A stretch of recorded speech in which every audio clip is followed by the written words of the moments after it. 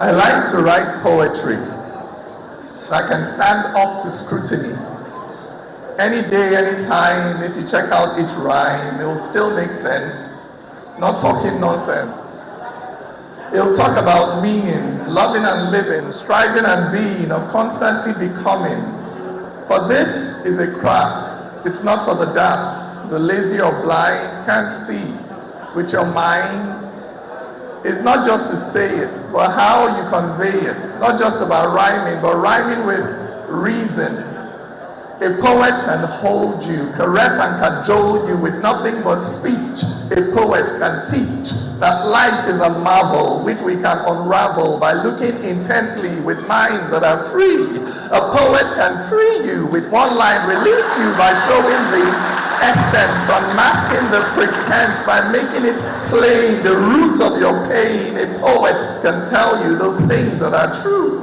A poet can capture the waves and the seashore, but bending of trees and the breath of the breeze, the softness of silence, can make it all make sense, the struggle and strife in this beauty that's life. Look, words have that power to elevate the matter, for once men can see, they will always be free. A poet in essence, in one simple sentence, has mastered the art of touching the heart. For words have that power to transcend the matter, and truth, once it's spoken, can never be broken.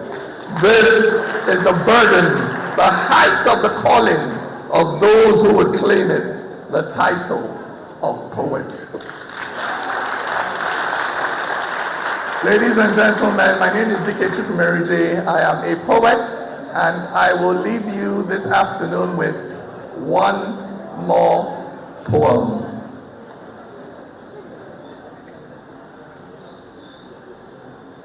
Every time I ask, people tell me Nigeria became independent in 1960. And furthermore, to show she was truly free, she became a republic in 63, meaning the Queen was no longer head of state, meaning that we were now masters of our fate, meaning that power over Nigerians could now only be held by a Nigerian. It was why we sang and danced in the night, why we lit fires that burned through the night, why we chose a flag colored in freedom, for now we would be kings in this our kingdom. But our first head of state was Igbo, and the next, though a soldier, also Igbo. Then Angus ruled, followed by Hausa, and then came the turn of Yoruba. Then Hausa came back for a term cut short, when power was taken by an Hausa gunshot. Then Gwari claimed his turn to rule, but a mandate stolen was his downfall.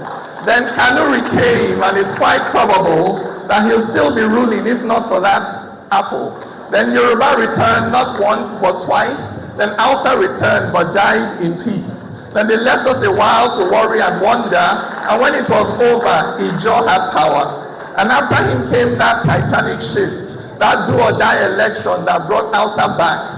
Then Emiloko grabbed it and ran, and now we can see Yoruba is in town. Leaving me with this troublesome thought, where in all this is my own president? For where I was born is not where I'm from, and where I'm from is not my home. So when the tribes gather, I often wonder, who will I fight when you're both my brothers?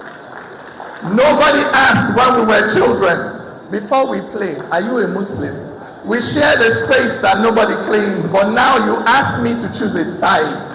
When we were students, nobody asked if North and South can share a desk, if East and West can study together, but now you tell me that I'm a stranger.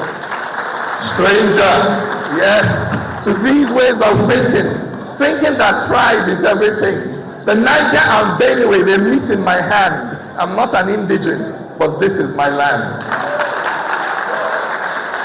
And this is my language, I speak nothing else. My home is here, I have nowhere else. My tribe is my nation, I have nothing else. And this is my country, I have nowhere else.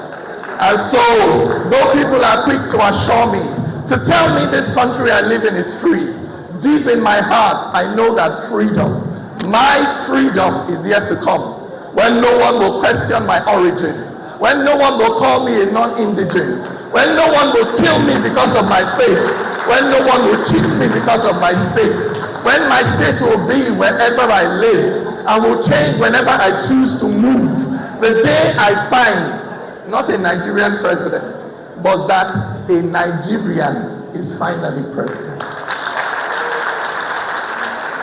And so while the flag of ethnicity still flutters over this land of two shining rivers, and the tribes take their turn to misgovern my country, I look to the future, for I'm not yet free.